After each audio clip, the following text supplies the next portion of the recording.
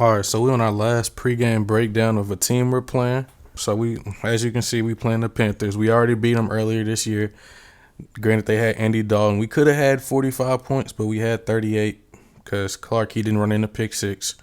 But that's besides the point. This is a whole different team. Injuries, personnel, all that. So let's go ahead and get on into it. So as y'all know, Bryce Young, he's back starting for the team. And on the season, they're ranked 25th in points per game at 18.6. But since he's taken over, that's gone up to 21.6, almost 22 points a game. Now, granted, that's still not necessarily good, but it's good for 19th. That's about, 24, 3, 2, 1, 0. That's 6-spot jump. And the reason why is because their turnovers are down and their touchdowns are up. So they may not necessarily be getting the yards because in this same time span, they've gone from like 31 to like 29 in total yards for offense. But the thing is, they're not turning the ball over and they're getting more touchdowns on average, or more points rather. Now, I wouldn't say touchdowns, but more points on average. So what they do the most, they are an 11 personnel team. So if you don't know what that is, that's 3 receivers, 1 running back, 1 tight end.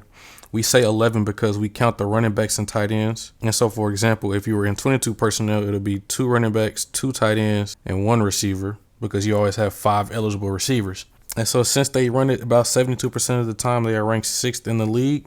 I think we up there probably like top 3, I think. Probably 1, actually. But as far as formation distribution, they are pretty much even. They use a lot of 2x2 and 3x1, so they're top 10 in both. So this is what a 2x2 is if you look at the top one. So by the formation, you got your 5 linemen, and you're counting the receiver. So you got the number 1, number 2, and then you got the number 1, number 2. So it's a 2x2 formation. 3x1 formations, they go up to 7th in the league, where they got 1, 2, 3 receivers on one side, and then they isolate their X on the other side. So there's no real outlier as far as formation use.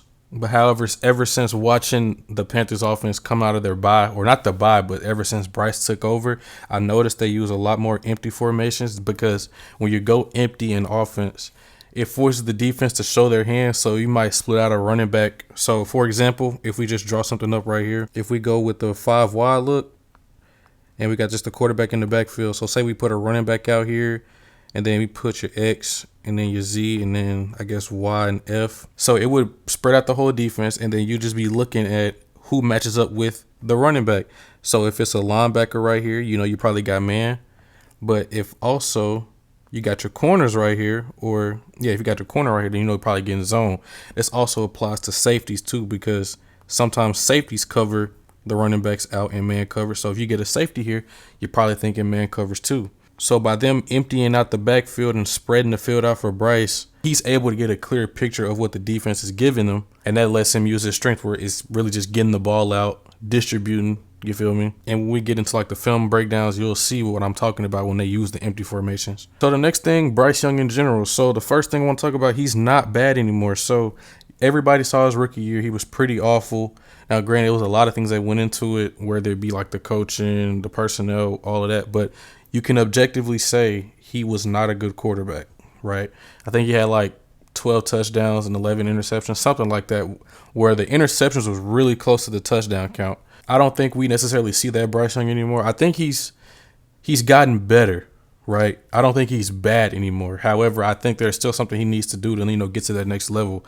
As far as like, putting it in words people can understand, he's gone from trash to about slightly below average, almost in the average range. I think his stats, if you were to project it over a season since getting the starting job back, he's around 35-ish hundred yards, 20-something-ish touchdowns, and like 13 to 14 interceptions. And that's not necessarily a bad stat line, but for a number 1 pick, you would want more out of that. But bottom line is he isn't playing bad, so you can't just sit up here and say, oh, the Panthers, they finna just give us this win because Bryce Young, he's being a net positive on the team now. Looking at some of the insights from NFL Pro, this one stuck out to me. But Bryce Young, he's thrown 5 touchdowns and no interceptions when he's under pressure, and he's only second to Lamar Jackson, which is probably the season's MVP. So let's keep note of that. If we do heat him up, we have to get home. We can't let him get the ball out, right? We got to get to him. Stuff I also noticed when I'm watching his dropbacks, he works the middle of the field really well, and that is a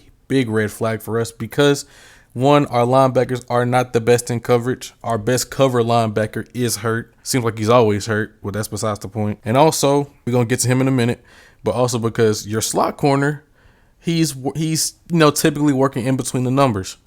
So if he works the middle of the field well, like we're about to see in a little while, this could pose problems for us because despite the popular narrative out there that he can't see over the line, he can actually work the middle of the field. Now, can he work it perfectly? No. There's still some moments where he might sail a ball, like, against Dallas. Like, he'll have issues like that, but for the most part, it's getting better for him. He can work that middle of the field. I think that's always kind of been a strength for him. It just hadn't translated yet up until recently. The next thing we're talking about, he's a running threat. I wouldn't say he's a dual threat, but he's a threat to run the ball. He has 3 rushing touchdowns in his return. So if we do go man coverage, if we do, play very soft zone coverage, he will take off and run. He'll find a lane, and he can also break those sack attempts. He's very elusive for, that small body of his. Quarterbacks that are usually small, they're more elusive. Just like look at Baker Mayfield. He's not the biggest quarterback in the world, but as you could see when we played him, we got him, we got to him a few times, but we couldn't get him on the ground because he was just very elusive, right? So just keep that in mind when they get close to when they get to the green zone. That's right outside the red zone. So that's probably between the 35-ish, 40-yard line, where teams tend to take shots at the end zone because they're not quite in the red zone, but they're almost there. So if they get into the green zone, the red zone, or low red zone, be mindful of this right here because he will run the ball in. And if we're talking about one of his favorite targets, Adam Thielen, even though he's a little bit older, he's their best receiver. I wouldn't necessarily say that's a bad thing because, in my opinion, when you have a young quarterback, I think a veteran receiver that's been around for a while is probably the best thing for a rookie quarterback or a young quarterback in general because he's very quarterback friendly, very reliable, all that. So when you listen to Panthers fans talk about what Adam Thielen's his best receiver, that shouldn't be the case. Well, I agree he shouldn't be his best receiver, but to say to act like he doesn't have a role in this team is kind of misleading because veteran receivers and young quarterbacks work very well together. As you can see right here, 19 slot targets, 15 catches. That works when you have a young quarterback because, like I said, very quarterback friendly, reliable, good route runner, all of that. So don't listen to the Panthers fans when they talk about he shouldn't be one of their best receivers. Yes, he should be. You just need that that dominant receiver to overshadow him in a sense. I kind of mentioned just a few seconds ago, 19 slot targets, 15 catches. So when he's in the slot, they go to him a lot.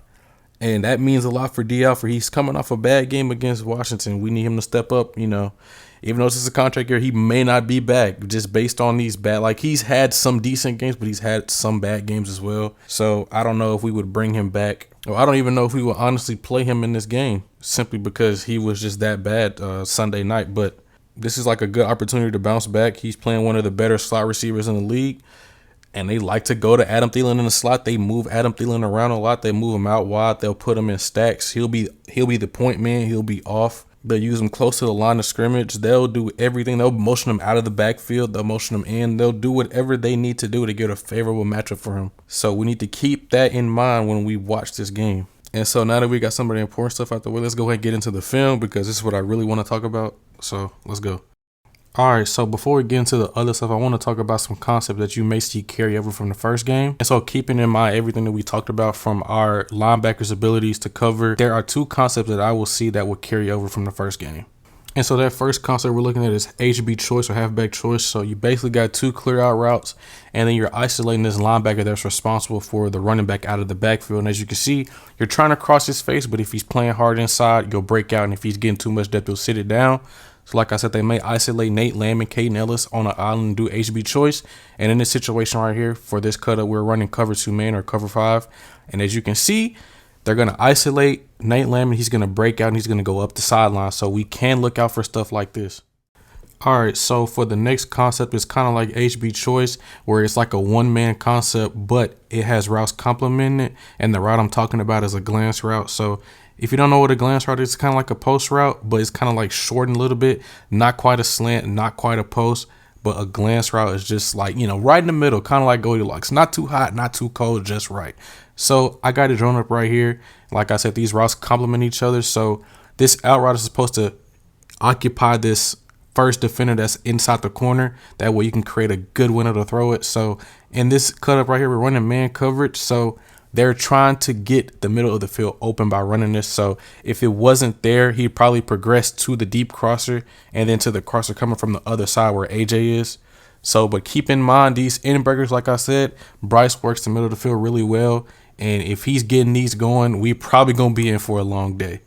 All right, so the next few clips, y'all finna see one, Bryce Young operate out of empty, how they move around Adam Thielen, and some of the concepts we could expect to see. So the first one we're about to see right here is levels. Now, some of y'all may know this from Madden if you play it, where you got the 2 under routes and a corner route, but it's coached up a little differently. If you get a single high look, that corner route becomes a post route because it's going to cross the safety's face, and you also got to stick to the top of the screen. And so what the Cowboys are running, they're running one robber, so that means one deep safety and somebody robbing the middle of the field, like, eliminating crosses or whatever. So what you're going to see here, they got Adam Thielen as the number 2 receiver. He's going to run this under route. Now, it was low-key a hospital ball, but this is just one of the ways that they use Adam Thielen in this offense. They just get the ball in his hands, really. All right, so the next play we're going to look at is from the Bucs game this past Sunday. The Panthers, they are in empty again. They're using Adam Thielen as the number 2 receiver towards the bottom of the screen. Remember, you count outside the end.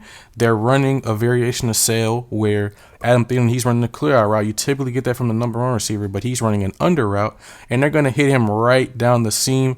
The Bucs, they're playing some kind of quarters defense. It's a variation of stubby, except they don't double the receiver at the top of the screen. They're playing palms coverage at the top, and then they're playing stubby at the bottom. So if you don't know what quarters is, it's a good video on YouTube to go watch it and learn it.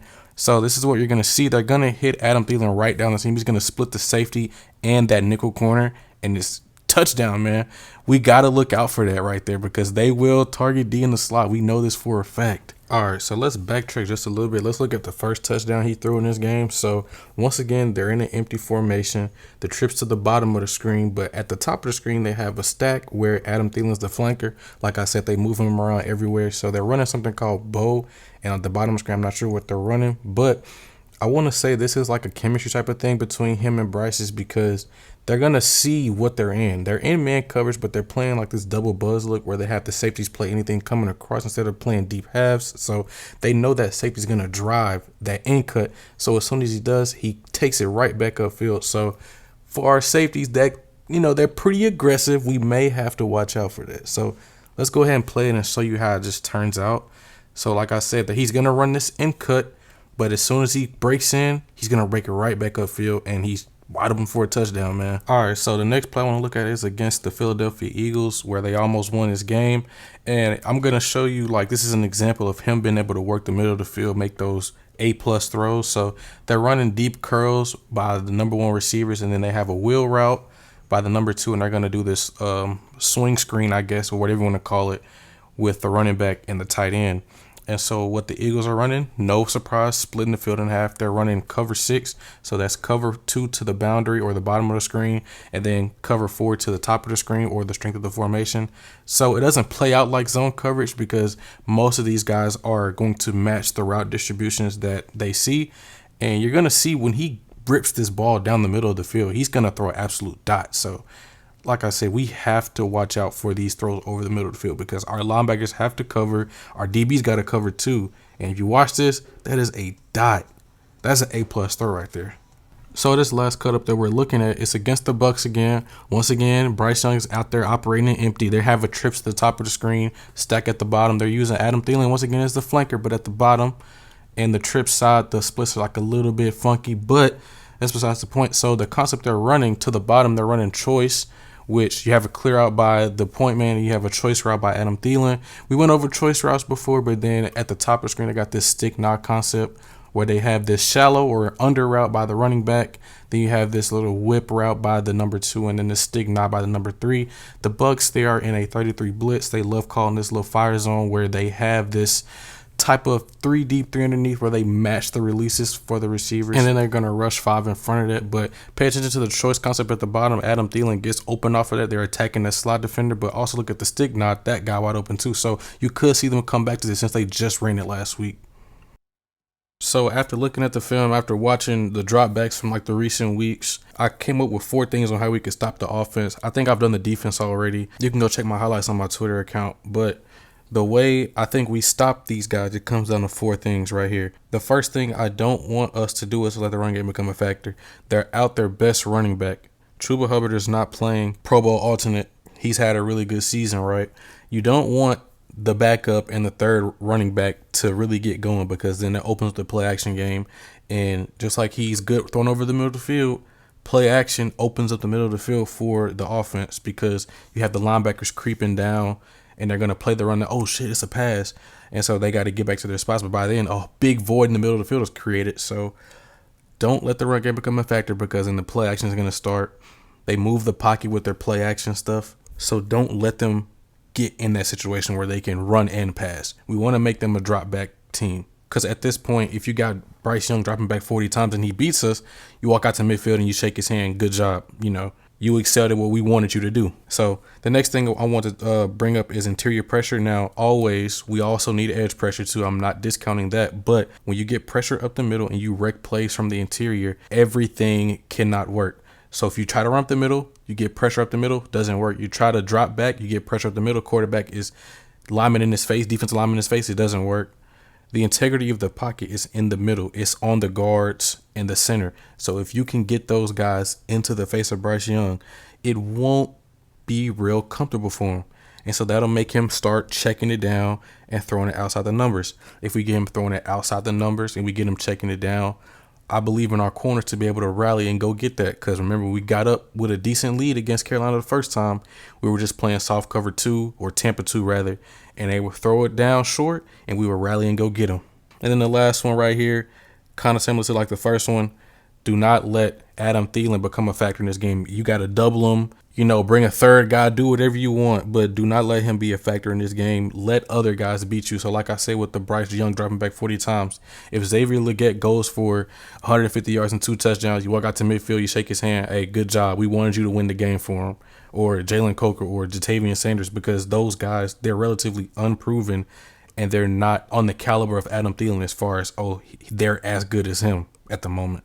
With that being said, if I had to pick a score to who wins this game, divisional games is kind of hard to pick, because it could be a complete blowout like you saw last time, or it could be a close game where the losing team gets an upset victory, like when we saw the Panthers beat the Saints. So if I had to pick one, it would be 24-20 ATL.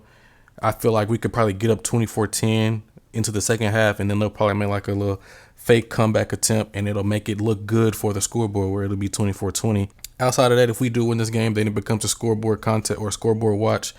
Even though I don't think the Saints will win that game, it was worth the watch. And even though we'll have 9 wins, we missed out on the playoffs because we blew a 6-3 lead because our quarterback forgot to play football, even though he said he didn't. But that's besides the point. I'm looking forward to seeing this game.